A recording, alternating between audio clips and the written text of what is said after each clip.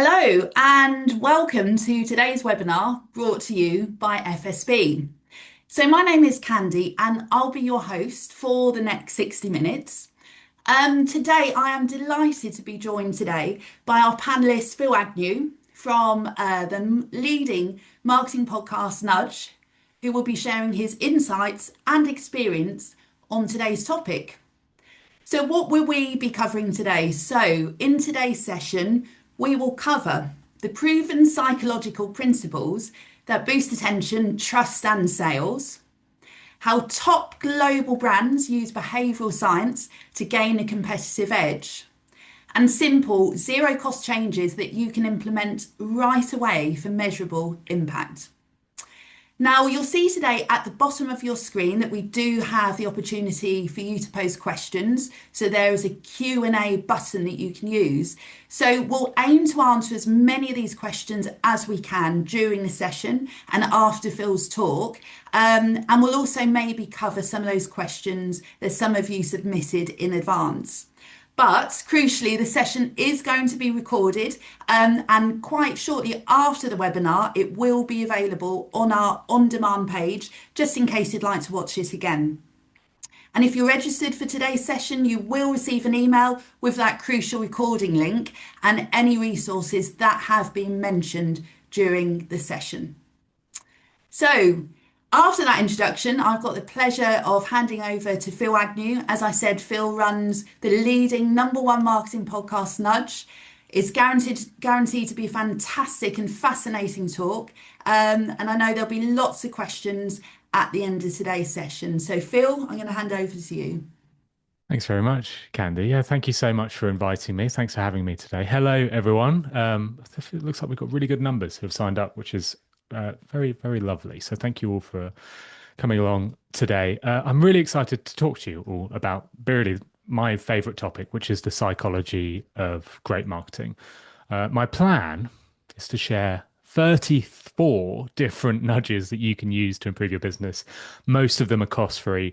Most of them you could implement almost this afternoon. Whether I'll get through all 34 in just 45 minutes, I'm not sure, but let's try. Let's see how we get on. We do really want to have time for questions at the end as well. So make sure to drop questions in as we're going along and we can ask as many as possible while we're going. But before we just jump into all of those principles, a bit of an introduction to me. My name's Phil. I've spent the last decade in marketing and I now host the UK's #1 marketing podcast. It's a podcast called Nudge. You can see the logo of it on there in the top left-hand corner of the screen. And on Nudge, really what I try to do is reveal the psychology behind why people make decisions. And marketers especially, but also business people and people all around the business use those insights to improve their work. This field is basically known as behavioral science, the idea that we're studying the science behind the behavior that people exhibit. But why do we need behavioral science? Why is it important in marketing or business to use behavioral science? Well, the reason really is a reason that all of us know too dear. It's that running a business is extremely difficult. Estimates by Harvard Business Review suggest that 95% of new products fail. There's evidence to suggest that 60% of marketing budgets are wasted. I'm not sure it's quite that high, but it's definitely high. A lot of the marketing budget we spend goes on ineffective strategies. 20% of UK businesses fail within the first year, 60% by year 3. It's really hard to make a business that succeeds in today's climate. That is due to dozens and dozens of different factors. But from a marketing point of view, at least, I think one of the factors is that we're really marketing as if we were these madmen from the era of the 60s. A lot of the marketing we create is done based on gut feeling, is done based on using one piece of data which does not represent the audience that we're targeting or does not represent our industry or our whole business. And we make a lot of the decisions about the promotions we might offer or the copy we put on our website or the way we do social media based on our gut instinct. And my plea to all of us today is to apply a bit of science, is to use behavioral science as laws, as principles that can guide our decisions. And before I make that plea, I'll start with an example of how behavioral science can work. There's this guy, Joe Girard. I do wonder how many of you listening and watching today will have heard of Joe Girard before. He's famous, maybe infamous for being the world's most successful used car salesman. This was a Guinness Book of World Records cited by, he sold 1,423 cars in a single year. And I show this on stage quite a lot when I do presentations. And I ask the audience, what do you think made Joe Girard the most successful car salesman? And they all say the same thing. They say, well, he probably had the best deals. He probably sold the cars cheaper than anyone else. He probably had the best customer service. He probably was the easiest to negotiate with. Some of those things may be true, but they're not universally true. He did not sell the cheapest cars. In fact, he says when he's asked about what made him the most successful car salesman, he says, I basically just sent 16,000 handwritten greeting cards every month. And the card, he said, simply said, I like you, Joe Girard. Ridiculous, right? Imagine being a salesperson and just sending a card to your customers saying, I like you, and thinking that would have any impact on your sales. And yet it did. Joe Girard became the most successful car salesperson, partly because he did something that economists said would never work. He didn't offer the cheapest price.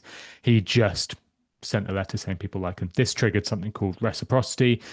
It then caused a number of other psychological biases. And essentially, when a customer was thinking, oh, I need to buy a new car, they didn't think, oh, let's go and find the best deal. They think, oh, Joe sent me a postcard last month. Let's just go with him. And what Joe reveals is that there are two modes of thinking. This is something Daniel Kahneman talks about in his book, Thinking Fast and Slow. He revealed that when we are making a decision, we use one of two modes. He called them either System 1, which is the fast, unconscious way we make decisions. It's 95% of our decisions, or System 2, which is slow and it is conscious. It's 5% of your decisions. Whenever you get in a car, you'll notice this. I think most of us who drive regularly, we use System 1. We don't really think about what we're doing, about where our foot is on the clutch. But the first time you get in a car, the first time you drive, you're using System 2, sorry. You're thinking very deliberately about where you're putting your foot on the clutch. And because most of our decisions are made fast and unconsciously, we can use what behavioral scientists call biases or heuristics, shortcuts essentially, to slightly alter someone's decision in one way or another. There are hundreds of these different biases and shortcuts. I'll give a few as a quick example as to how these biases can influence our decision. So imagine you're walking down a seaside beach in Greece, you're on holiday and you're trying to decide what restaurant to go to. One restaurant is empty except for one sort of miserable looking couple, and there's a waiter outside pleading with you to come in. Another restaurant has no such waiters pleading with you. It has a queue out the door and there's only 3 tables left. Which restaurant do you decide to go to? You obviously go to the one with a queue out the door. You're not going to check the price. You're not going to check the menu. You're not going to check anything else. You follow the crowd. And this is known as social proof. We use the actions of others as proof as to what we should do ourselves. There's some amazing examples of this. One of them is my favorite. It's from a East London pub. It was a study run by Richard Shotton for his book, The Choice Factory, in 2018. And he went into the pub and he asked the barman, what is your best-selling beer? The barman at the time said London Pride, which shows how dated this study is. London Pride was the best-selling beer. And Richard Shotton said, well, can we put a sign beneath London Pride on alternate weeks saying this is the best-selling beer? One week we have the sign on, one week we take it off. We do this for 10 weeks and we compare the sales at the end. The barman agreed, and at the end of the 10 weeks, he found that the sales for London Pride had increased by 2.5 times, simply because they just told people that London Pride was best-selling. He monitored the sales of other beers, and they didn't go down. Those remained the same. It was just that more people bought more London Pride. A tourist going into this pub buys their glass of white wine and thinks, ooh, we should try London Pride. That's clearly what everyone's drinking around here. That's social proof. We're drawn in by the actions of others. There's others as well, which is the endowment effect. The idea that if we feel ownership over something, if something has already begun, we're more likely to finish it. Ernest Hemingway famously never finished any of his days writing at the end of a sentence. He always finished mid-sentence. The reason why, he said, is because if he finished mid-sentence, it made it easier for him the next day to start writing because he was already in the middle of the sentence. There's an amazing example of a business applying just this, and it's from Nunez and Drez's 2006 study. Now, the study was originally with a car wash and the loyalty cards used in a car wash, but seeing as we're a bunch of Brits, I think I would relate it to probably the most famous loyalty campaign of my life, at least, which is the Cafe Nero loyalty cards.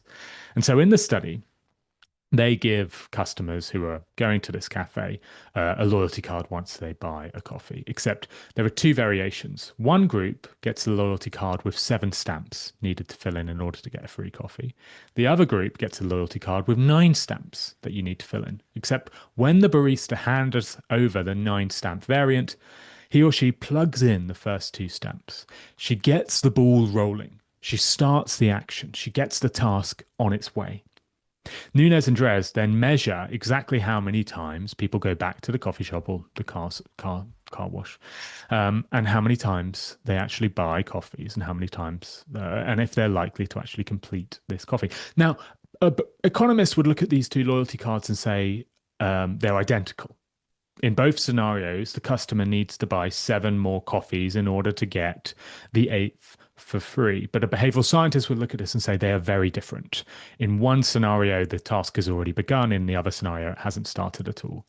And what you find is that the behavioral scientists are essentially right, because when people get the card with 2 stamps pre-plugged in, they are 82% higher to actually complete that card. There's other factors at play in here as well. There's the reciprocity, the Joe Girard factor. You know, you feel this liking and this urge to comply because the barista's done you a favor. But it shows that a bit of behavioral science can dramatically change our output. Let's do another one, loss aversion. So this is the idea that losses feel twice as painful as equivalent gains. So imagine your boss tonight sends you a text or a message saying, oh, just to let you know, we're taking £50 off your wage tonight because we need to pay for the teas and coffees in the office. That'll feel awful. But if the boss messaged you saying we're giving you £50 because we haven't used as much tea and coffee this week as we thought we would, that would feel good, but not as bad as the loss felt bad. Losses feel twice as bad as equivalent gains. In fact, the boss would technically, according to this theory, have to give you £100 to offset the negative feeling of losing £50. Again, this is studies done by Daniel Kahneman and Amos Tversky, first publicized in the book Thinking Fast and Slow. How do brands apply this? Well, the brand that applies this better than anyone else is probably Amazon, because has anyone here tried to leave Amazon Prime? Some of you probably have. It's quite a hard thing to do. You know, eventually we think, oh, we should probably get off Amazon Prime. We're not using it as much as we should.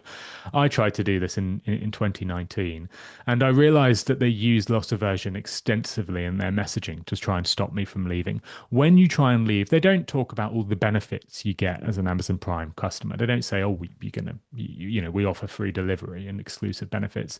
Instead, they say exactly what I will lose. Phil, you have saved £313.38 in delivery fees. If you continue to use Amazon in the same way, you will lose this money. And that message, according to Richard Chataway in his book, The Behavioral Business, reduced churn for Amazon Prime by 42%. Losses feel more painful. If you frame your message in terms of what customers might lose out on, they're more likely to stick around. One more before we get into sort of more specific examples you can apply is this idea of anchoring. Anchoring's brilliant. The idea that we are anchored by the initial piece of information you see. So you go into a restaurant, you look at the wine list, and the first wine on the list is £55 for a bottle. Quite expensive. You scroll down the list, you find one for £30. You think, well, let's go for that one. That's reasonably priced. Imagine you now go to a totally different restaurant and you look at the wine list, and the first wine on the list is £15. Very good value. And then you scroll down, you find one for £30. You think, well, £30 is way too much money. You're the same person, you have the same budget, you have the same wallet, and you are willing to buy something totally different because of the anchor, the initial piece of information you see. And this affects not only the wines we buy, but according to Phil Barden in his book Decoded, it can affect the ice creams you buy as well, because Snickers, in this kind of hilarious study at a supermarket in the UK, ran this study where basically they put adverts above the freezer when they were selling their Snickers ice cream. And one of the adverts just simply read, "Buy Snickers for your freezer." And when people bought Snickers, they bought on average 1.4 bars of the ice cream. Pretty good. Pretty good. Marketing works. You say buy something and people tend to buy it. And then they tweaked it. They said buy 18 Snickers for your freezer. Now, this is utterly ridiculous. Nobody was buying 18 Snickers before. No one was buying anything near that. And yet, that slight anchor, just the idea that someone might buy 18, did shift behavior. It led to people buying on average 2.6 bars. So those who would have originally bought maybe two are now buying maybe three. And that is all due to anchoring. Oh, there is just one more before we go into the more specific examples, and this is the idea of scarcity. Most of you will know scarcity. It's the idea that we prefer scarce resources to abundant resources. Anyone who's in the London Marathon ballot at the moment will know this. We feel this real desire to try and get into the London Marathon simply because we know it's such a scarce resource. If they had ample amounts of availability, it wouldn't be as valuable. And we can see this in the world of marketing as well. And this is an amazing example, again, from the Behavioral Business book by Richard Chataway. And it's from KFC. And KFC in Australia had this really interesting deal, chips for $1. Pretty good deal. They wanted to promote this deal across Facebook, and they asked the marketers at the company to come up with as many different slogans as possible to promote this deal. And they came up with all sorts of good stuff. Chips for just $1. Who'd pay $2.99 when you can pay $1? The Colonel has never been so generous. All these amazing marketing lines. And they tested all of these in a massive Facebook experiment to put each of them up against each other and found the winner. And the winner was not something incredibly creative. It was not something incredibly inspiring. It was simple scarcity. It was chips for $1, limited to 4 per customer. You take something that is abundant and you make it seem scarce. And suddenly you have this idea which it's more valuable. Chips for $1, limited to 4 per customer. When there's that limit in there, we think, oh, this must be good. So we go and buy. They still use this slogan today. Chips are now $2, so it's chips for $2, limited to 4 peeps, is what they say in Australia. It's still as successful today. So think about how you can use scarce resource. Now I'm going to go for a bunch of different ideas about how you can apply these behavioral science nuggets yourself. You've already got quite a few, but these are going to be quite specific, and I'll show examples of businesses applying this as well. So there's this wonderful idea called the von Restorff effect. Now, this is for businesses out there who are thinking, how do I stand out from the crowd? How do I make my brand stick in customers' minds when we're competing with so many others? And I would advise you to think about the von Restorff effect. And what she found is that things that are distinct in their comparison set are more likely to stand out than things that are just distinct for the hell of it. So don't just paint your brand pink because pink is a distinct color. Think about all of your different competitors and try and do something that is different. The best example I have of this is a heavy metal band called Party Cannon. See, when you look at a heavy metal I don't know how many people are really looking at heavy metal concert posters, but if you did, you would see something like this. Lots of bands which have very similar logos. They look gothic, sort of have this sort of gothic spider-esque kind of aesthetic. And yet there is one band that stands out from the crowd. They're called Party Cannon. And this is a real picture of this poster, and this is their real logo. Party Cannon do not just make it look like they are a gothic sort of classic logo. They design their logo as if they're basically a child's soft play center. They look more like Toys R Us than Black Sabbath. And by standing out compared to their competitors, they are considerably more memorable. Von Restorff would suggest that they're 30 times more memorable, according to her studies. And how do brands apply this? Well, I'm a big football fan. One of the football clubs that I think applies this really well is Forest Green Rovers. Forest Green Rovers are famous for having one of the highest attendance for the area that they're in. So they're near Stroud, not a very high population of that area, but they get a huge amount of people going to their ground, despite the fact that so few people live around their ground. And one of the reasons, I'm not saying this is the only reason, but one of the reasons they do this is they come up with a totally distinct message compared to their rivals. They don't, for their membership, say join the mighty Forest Green Rovers. On their website, they say this: the world's greenest football club. They've invested in things like solar panels, sustainable wooden infrastructure for their stadium. They only offer vegan food at the ground, and that allows them to be distinct compared to everyone else. That allows them to say a message which is totally different from any other football club. And because that's distinct, it's memorable, people buy into it, they're more likely to want to go. So not everyone, but it does work for some. Think about how you can be distinct compared to your comparison set. Let's use a different one. This is really easy to apply. All of you can apply this literally on your websites, whatever you're doing later today. This is a study which would never be allowed to be replicated today because it's probably not politically correct. It's from Michael Santos in the University of California, and he got his research assistants to dress up as beggars and sit around the University of California begging for money. He had two variants. One where the research assistants dressed up as beggars asked for a rounded number. They said, "Have you got a quarter?" And another group that asked for a specific number. They said, "Have you got 35 cents?" Very specific number. And what he found was that when the beggars asked for a specific number, they received 60% higher amounts of donations than when they asked for a rounded number. Why? Because there's something about being specific that makes your request more believable and more trustworthy than when it is rounded. We see this in house sales as well. This, I'm sure, will be the case all across the UK, but it was a study specifically done in Florida in 2008. And they found that when house sales are listed for a specific price, say $800,000, $1,032, they actually get a higher sale price than those that are listed for a rounded price. And that is because those who negotiate with people who are selling for a specific price ask for less off that price than those who have a rounded price. If you see a rounded price number, you think, let's just get 20 grand off that. If you see a specific price, you think, ooh, maybe 5,500 is right to negotiate down. You negotiate far less when there is a specific number. Now, how do brands apply this? One of my favorite is Waze. Waze don't say join the 140 million drivers and riders who hate traffic too. They give a specific number, and that specific number makes that metric stand out in our mind. It makes it more believable.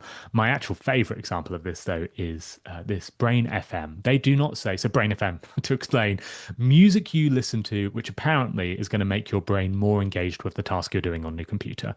I don't know if that works or not, but they do have a good slogan. They don't say functional music to improve focus fast. They say functional music to improve focus in 15 minutes. That specific number makes the claim more believable. I think they could go further and say 14 minutes and 59 seconds, and that would probably be even more believable if they did that. So try and use specific numbers if you want to increase the validity and trust of your message. We could do another one, charm pricing. So there's lots of examples lots of evidence that nine ending prices are more appealing and are more likely to drive a sale. The reason supposedly behind nine ending prices being more believable is that we read from left to right, and if the number we see on the left is lower than a number that we see on the right, then we're more likely to think it's a better value. The best example of as to why you should apply charm pricing is probably not any of the evidence. It's that Apple do it, and if Apple bother to use charm pricing, it's probably something the rest of our businesses can benefit from as well. Very quick one, you know that, so I'll move on to a study which you maybe haven't heard of before. This is really interesting. It's a study from the year 2000 by a researcher called Matthew McLean. And what he does is he gives people proverbs. He tells people proverbs, except in his group, he splits the group into two. Some people hear proverbs that rhyme. So woes unite foes, life is mostly strife, variety prevents society. Or he gives them proverbs that don't rhyme. So woes unite enemy, and life is mostly struggle. He then asks them, how believable is this proverb, and how likely are you to recall this proverb as well? And he finds that when the proverb rhymes, they seem as way more believable and way more memorable. There's something about rhyme in our brain that when something rhymes in our brain, it seems more believable, it seems more memorable. And brands apply this. So I'm using a piece of software called Pitch to run this presentation.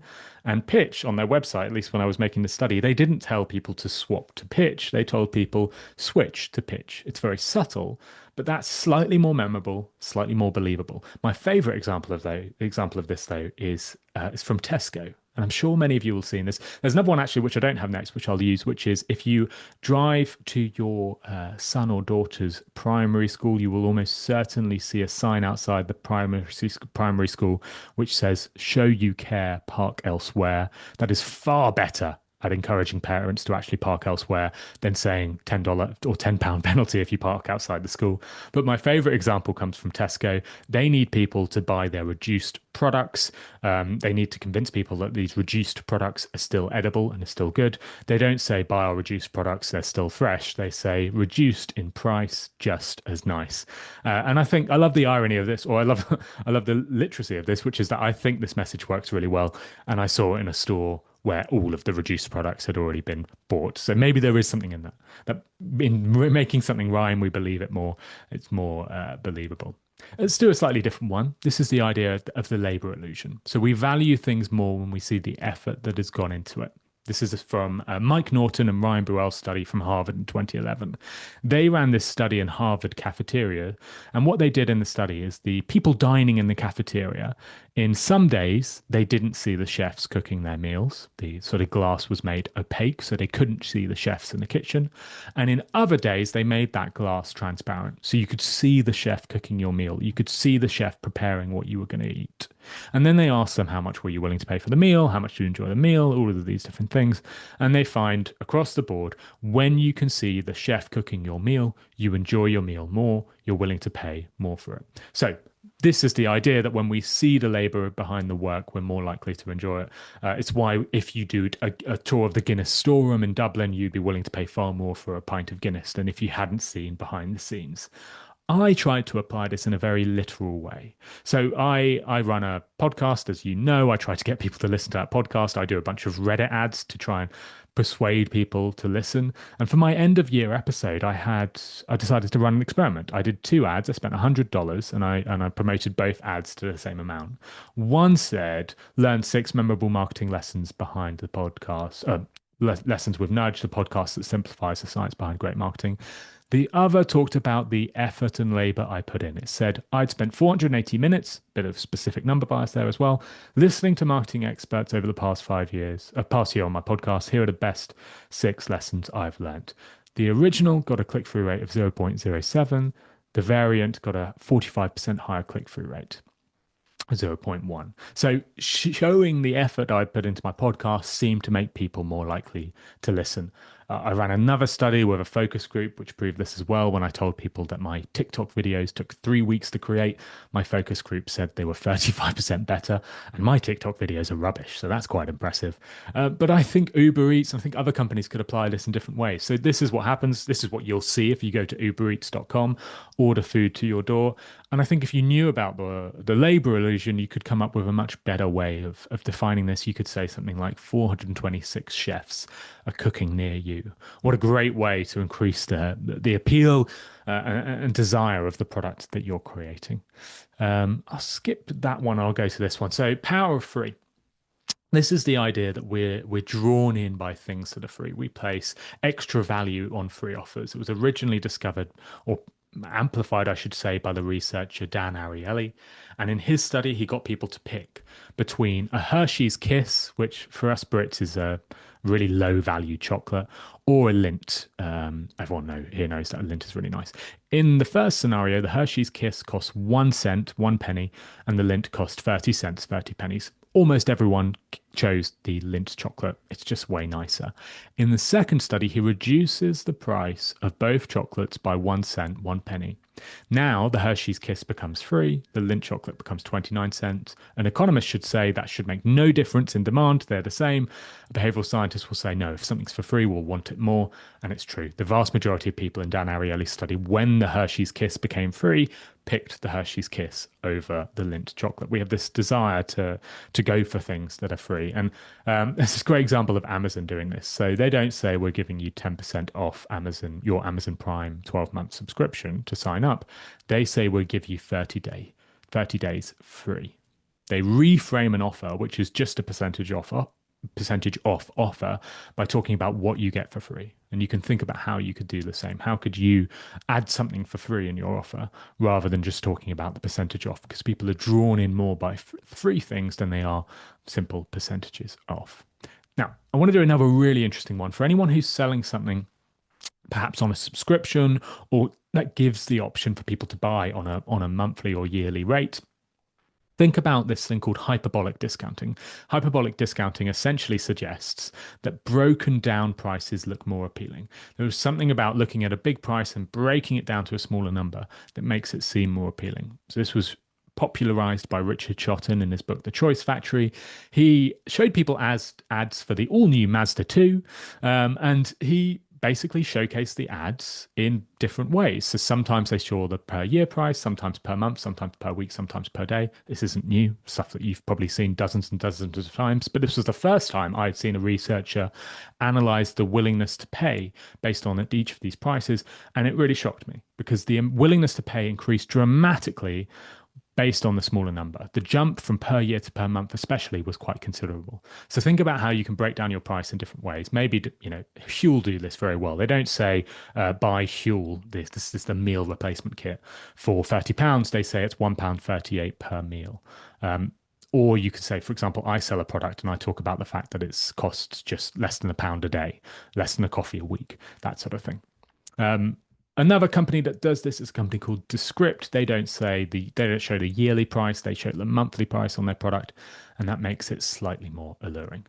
Oh, we're doing really well. We're getting through these. All right. Hopefully everyone's following along. We've got a fun one coming up now.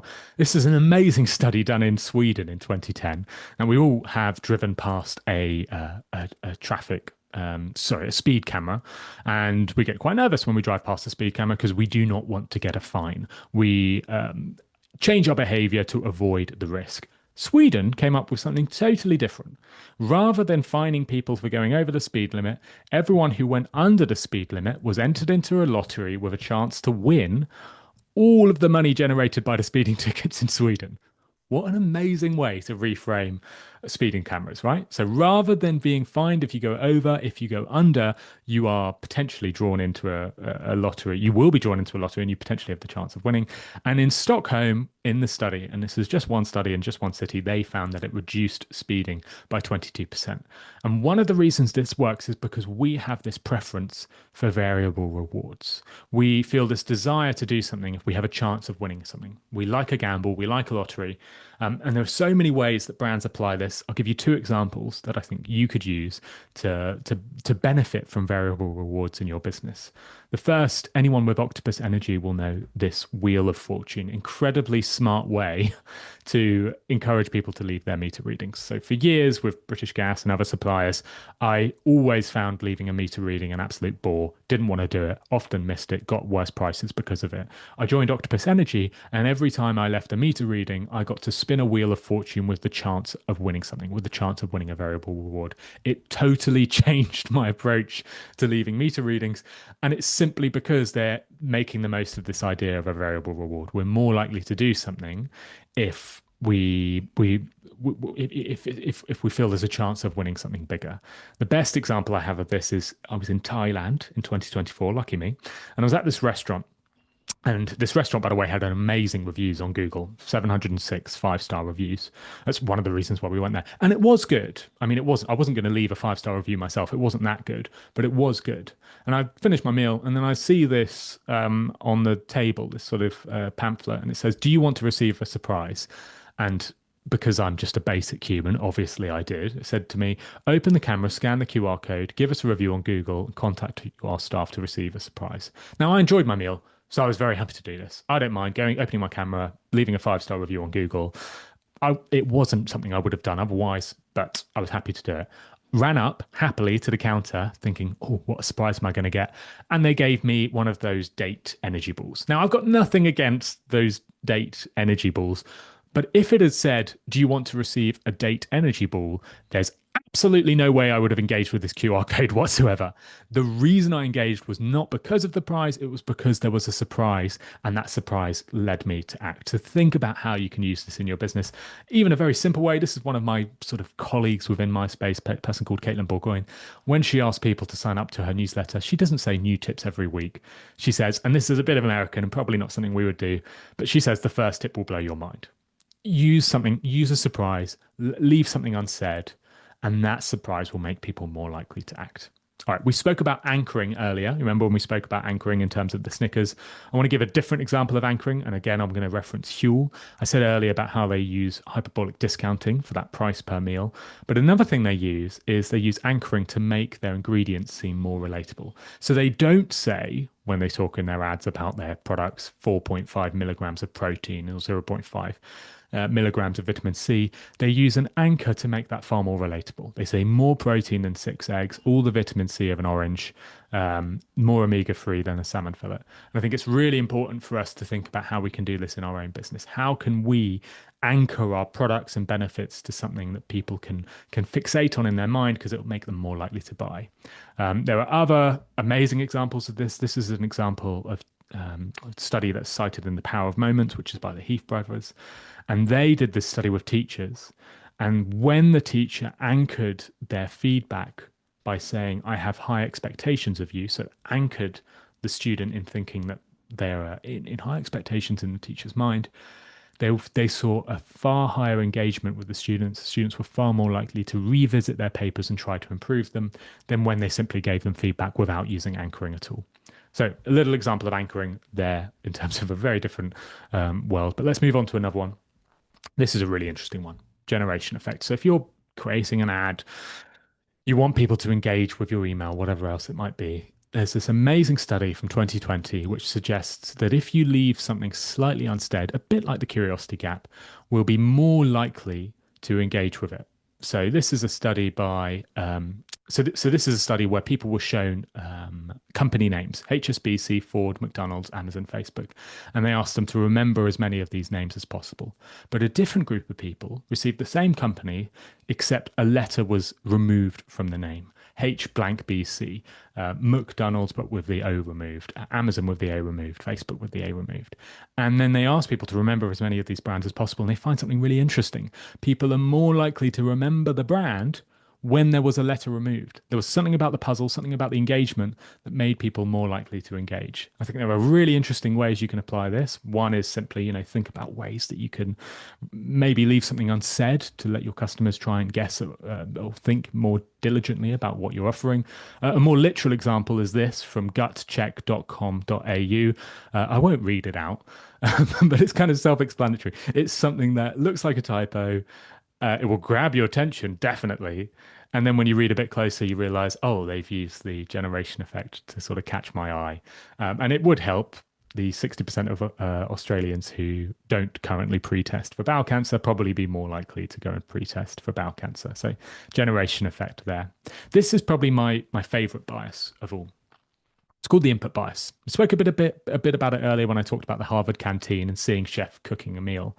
But the idea specifically with the input bias is that if we hear that a lot of effort and input has gone into something, we'll value it more. Very literal example of this is how James Dyson launched his first vacuum cleaner. He specifically said, I made 5,127 prototypes, so a bit of specific number bias there, of my vacuum before I got it right. There were 5,126 failures, but I learned from each one. That's how I came up with a solution, so I don't mind failure. It's the idea here that because James Dyson put more effort into creating his vacuum, we're going to value that vacuum cleaner more. We use effort as a proxy for value. So think about how you can talk about the effort you've put into creating your products or services with your audience. They'll value it more. And be wary of this amazing example from Starbucks in 2010. See, Starbucks had taught their baristas how to do something called parallel pouring.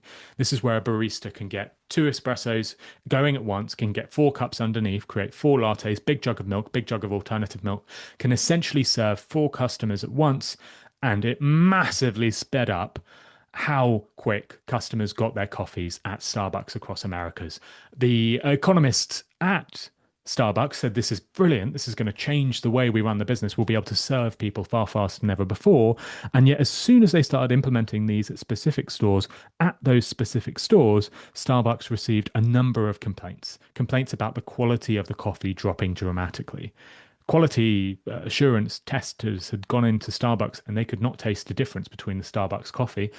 I'm not surprised. I personally think Starbucks coffee is rubbish. Just number of people are going to drop off the webinar now. No, so the quality wasn't different. And what they realized was that customers were using time spent creating the coffee as a proxy for the quality of the coffee. And because they were being served their coffee 30 seconds faster than normal, they thought, well, that barista isn't bothering to actually spend the time on the coffee as they would do. You can imagine the same with a haircut. Imagine you go to your barbers and your barber always spends 30 minutes cutting your hair. Imagine the next time you go, he only spends 5 minutes. Your hair can look identical to how it's looked after every cut before, but you will think that haircut is worse because you use time as a proxy for effort. I mentioned the Guinness one. My favorite example, though, of this idea of the input bias, how seeing the effort that goes into something will change our perception of it, is this. This is from, I think I was in Indonesia here, in Yogyakarta. And I was waiting for my baggage. And like everybody who waits for their baggage, I was dripping in sweat and nervous, basically thinking, oh my God, please don't let my baggage be lost. And something incredibly calmed me down. They had a CCTV to the floor below where you could see the baggage handlers collecting your baggage and putting it on the carousel. They showed me the effort that was going into collecting my baggage, and that calmed me down dramatically. Uber do the same thing. When you order an Uber, you don't feel that anxiety that your taxi might never arrive because you can see them driving here. You can see the work going into it, and that makes you relax. So think about when you're promoting your business, how can you talk about the effort you've put in to creating your products or services? And also ask a question.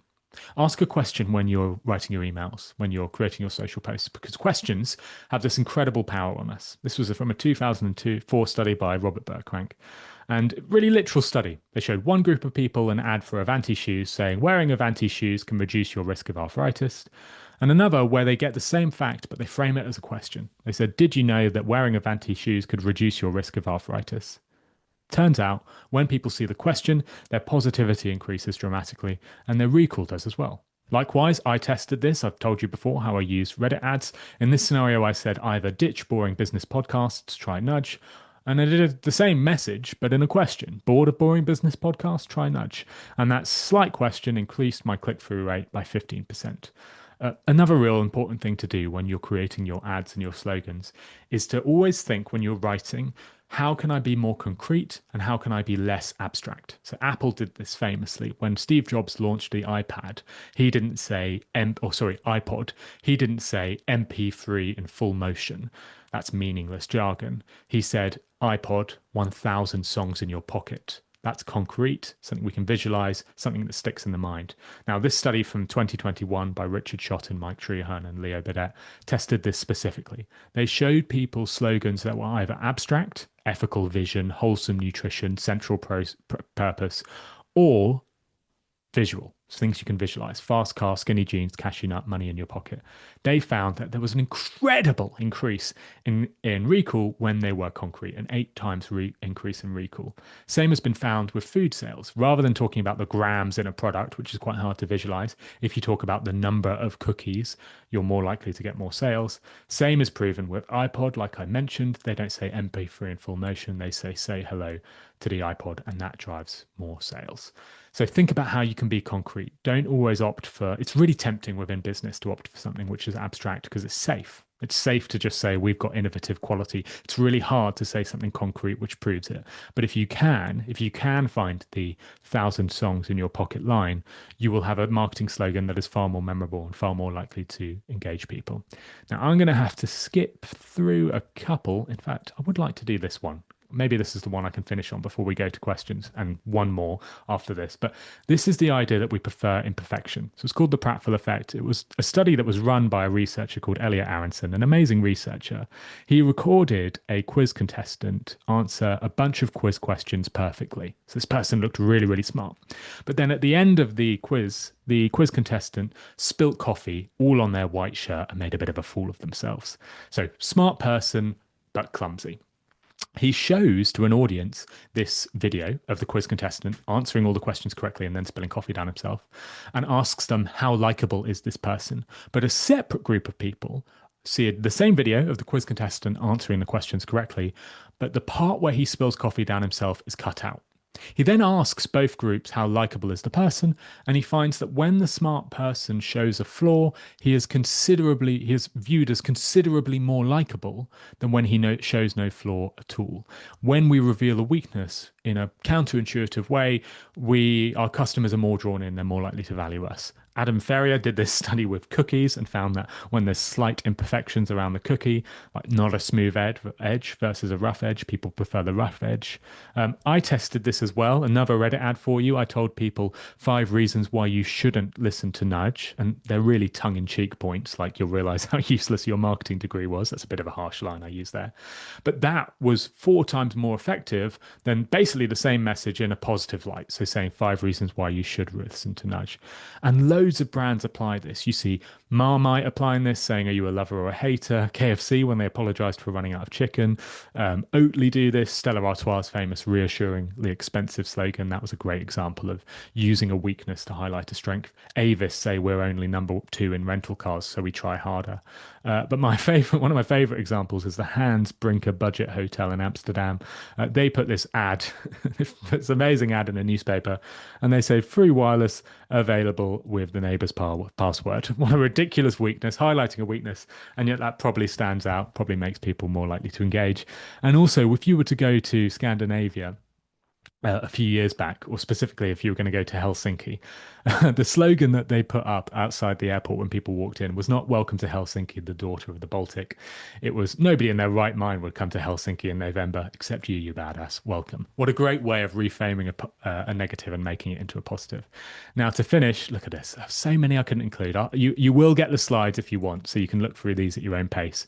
But to finish, I wanted to give an example about how you can combine these different biases in order to get quite an incredible effect. So this is an example of a brand called Forest, and it's a billboard ad from them, and I love it because I think there's so many different examples of the nudges we've spoken about today in this ad. First of all, the power of free. We're drawn in by free things. So they use 10 minutes free daily in their slides. Second, concrete phrases. We are drawn in by things that we can visualize, things that are real rather than things that are abstract. So they don't say you'll be a bit richer or you'll be a bit better off, or we would be a bit richer or a bit better off. They say Forest gives you 10 minutes free daily. If we didn't, we'd be 11 million pounds richer by now. They're specific, they're concrete about it, and that draws it in. They use a very specific number to make it more believable. That's 51 million. I won't read out the other number, but that makes their claims more believable. And they even use a variable reward as well. So if you look at the bottom left-hand corner of this billboard, there is a Forest bike at the corner. That looks like it's just been left there. It hasn't been left there. It's actually part of the ad. And if you walk up to that bike to try and scan the code on it to actually use the bike, you see this where you would scan the code and it's a variable reward. It's a bit like that Kia-Ora reward I got at the cafe. It says, sorry, we're using this bike for the billboard above you. Here's 100 free minutes. That's a really good reward, by the way. So an amazing offer for people who actually went up there. And it's a wonderful example of how combining multiple different nudges can create, I think, an ad which is far superior than anything else. I have spoken an awful lot. We're getting towards, well, we are now at the end of my presentation, but there's time, hopefully, for a lot of questions here. Now, one thing I wanted to do just before finishing is I've cited a lot of books in here, and I think it's always, the way I learned about all of this was through reading books. And in my reading list, I've got 25 books that I think every marketer should read, and 5 as well that I think marketers should avoid. So if you're interested in reading that, if you're interested in checking my reading list, you can scan the QR code on screen, and you'll get my email reading list there. You'll also get my email address. So if anyone has any questions for me, they can respond to my email and ask me any questions if you don't have time to answer them now. But I think we do have some questions. Is that right, Candy? Yeah, we absolutely do, Phil. And I've been scribbling down all of these tips as well. It's so much insight packed into that webinar. It's fantastic. So now you've covered a lot of tips in your talk, Phil. Very difficult, but if you had to narrow it down to sort of one tip that you would say is the most important tip that people watching can implement into their business, which one would you go for? I think it's quite easy. We live in a world, right, where every marketer is being told to optimize, automate, use AI. You know, why are you writing your own LinkedIn posts? You can use AI to do that. And personally, I think that advice is totally wrong. I think that's a complete wrong way to go about it, because people have this bias for effort. And if we see the effort that goes into something, we value it far, far more. I've spoken about that already. So the advice I would give companies, and the advice that I think about a lot in my own business, is how can I show the effort behind the thing I'm talking about? So if I'm writing a LinkedIn post, I don't want it to appear at all like it's written by AI because I know that people will be put off by that. Instead, I want to go to some lengths to make it appear like I've put a lot of effort into that post. That might be linking to a report that I spent a lot of time writing. It might be talking about all of the people I've interviewed for my latest podcast. For a company, it might talk about the 4 years of work that they put into creating their latest product. But in a world where we're constantly told to automate, optimize, and do things faster and at scale with I think you're going to find that a lot of the companies that win are the ones that use effortful means of communication. Like the guttering company Globe in the UK, that is the number one guttering company, is Ben's Gutters. Yeah. And almost everyone will have received a Ben's Gutters leaflet. It's handwritten, or at least it appears to be handwritten. And that is the reason why they're so successful, because they create a message which looks like it's got so much effort behind it. And that effort makes us more likely to pick the company. Yeah, that's fantastic. Probably following on from that, actually. So you've shared so many sort of tips and insights. We've just got a question through. So are you sort of recommending that people use all of these different nudges within an ad, or to focus in on one? You can combine them. That's what we saw with the Yeah. forest ad. And in fact, there's an example I've got of an email I send, which is at the end of these slides. Where if you get the slides back, you can have a look at that, where I combine lots of different nudges in the email, Mm. and I think that makes the email more successful as well.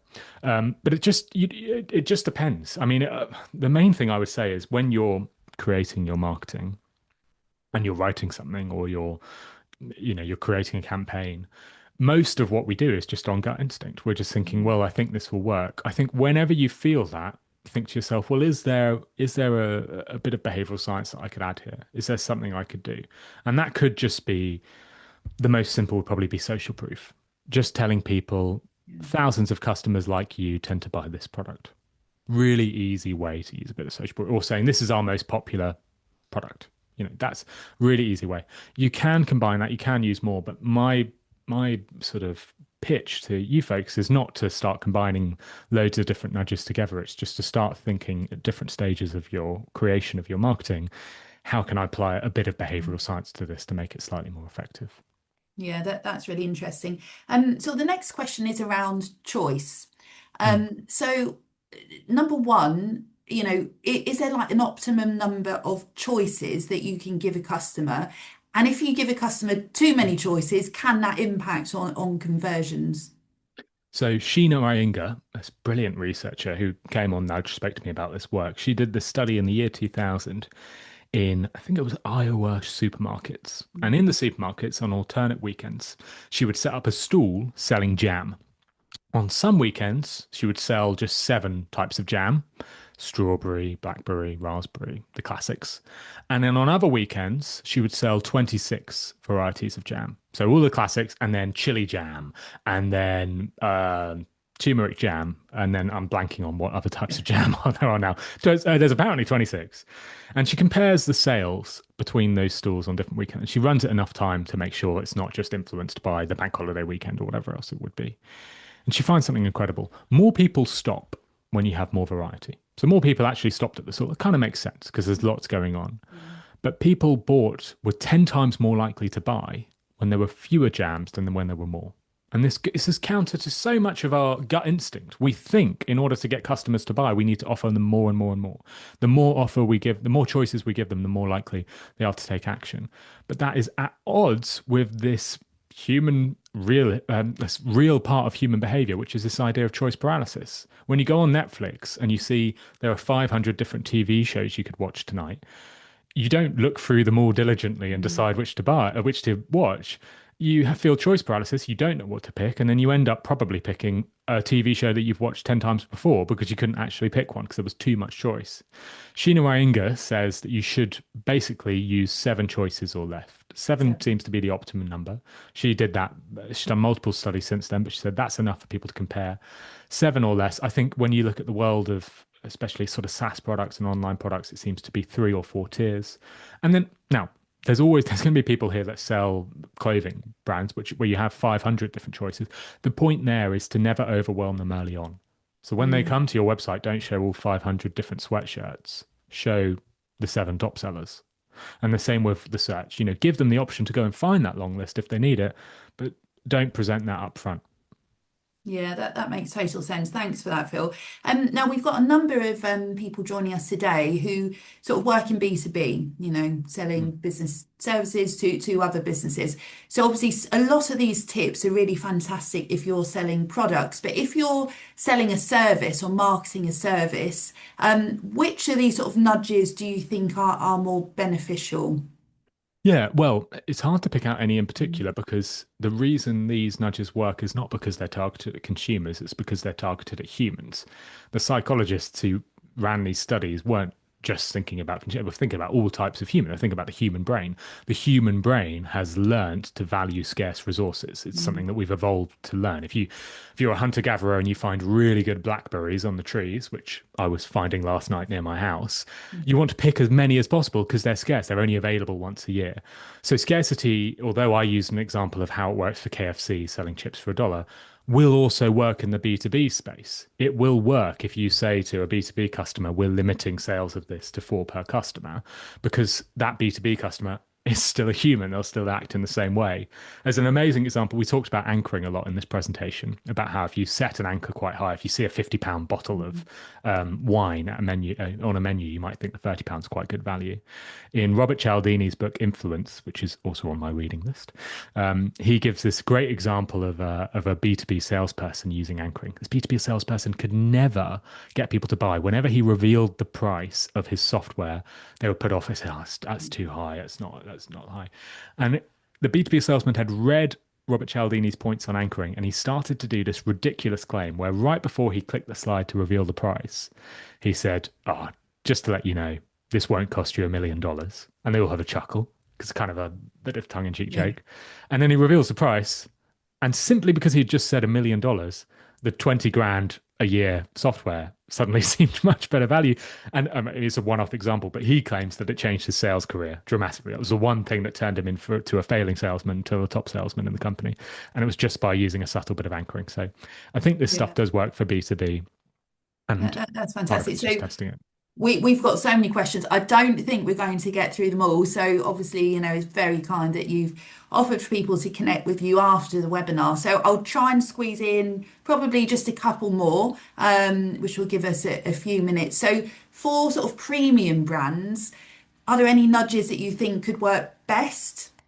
Oh, yeah. Scarcity works very well for premium Yes. brands, especially. And we sort of know that because there's an expectation that premium should be scarce as well. We have this sort of bias in our head that if something's good, it Mm. should be limited in availability. I think the input bias, which you spoke about as well, like Dyson's a bit of a premium brand, and they talk a lot about how much time has been spent into creating their products. That's important too.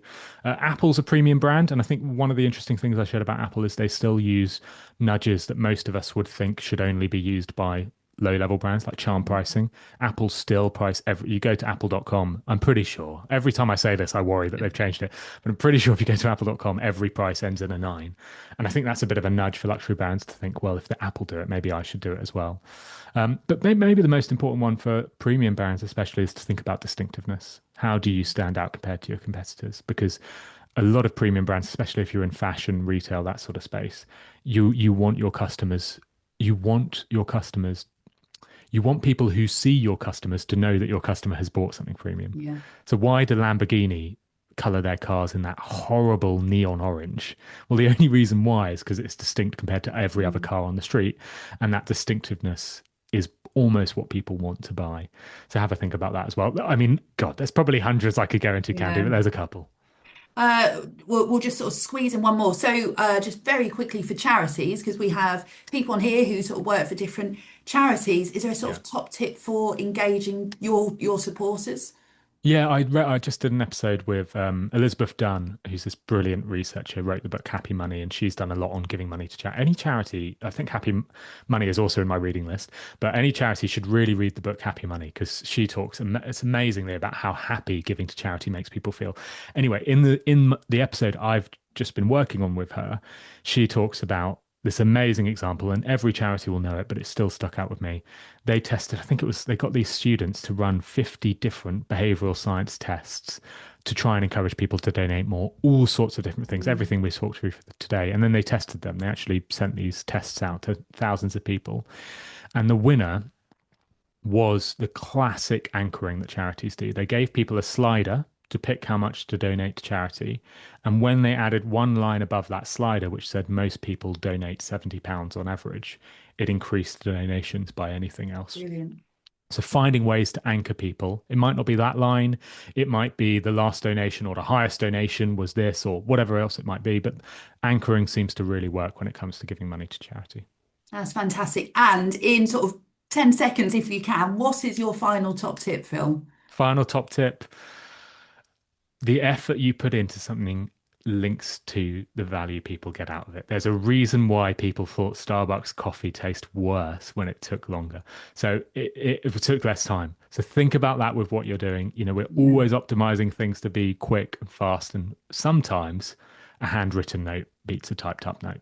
Yeah, absolutely. And that's amazing. We could have been here all day, probably, Phil, with the questions coming through. But our time is up. So thank you to you for giving up your Oh, time. You know, thanks, I'm a Candy. big fan of your podcast, so I would definitely advocate that everyone goes and downloads or subscribes to it. So hopefully if you've been watching or live or pre-recorded, you found today's session useful. And if you have registered, you will get an email link with the recording so you can sort of watch it in your own leisure time. And obviously click on the scan the QR code that Phil had at the end of the session so you can download that reading list as well. So crucially, if you enjoyed today's session, and I really hope you did, what I would love you all to do is go to Trustpilot and leave us a review, because the more people know about these great webinars, the more small businesses that we can support. So do please go on to Trustpilot, leave that review. And if you're not an FSB member, and if you're not, why not? Do find out more information about FSB and how we can support you in achieving your ambitions as a small business owner. So we'll pop a link in the chat that you should see sort of pop up, and you'll get all that information in your email. But do explore the benefits to support you as a small business owner. So that's it for us. Thank you. Hopefully you've enjoyed the webinar as much as we have, and hopefully we'll see you at another one soon. So thank you and goodbye.